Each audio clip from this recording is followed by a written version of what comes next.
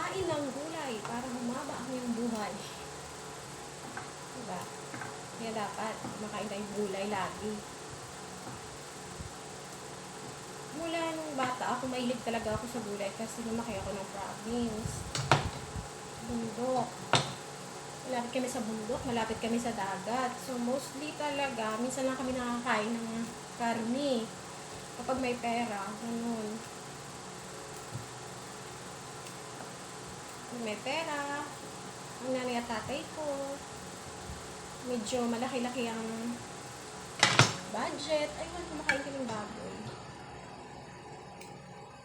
Kaya, mahilig talaga ako sa gulay. Mostly gulay.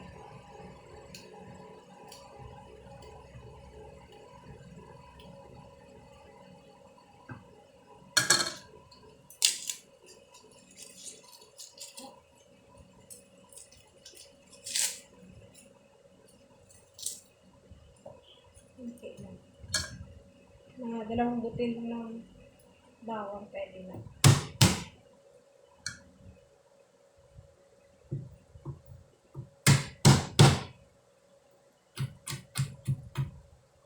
Ang isa lang sa cardboard.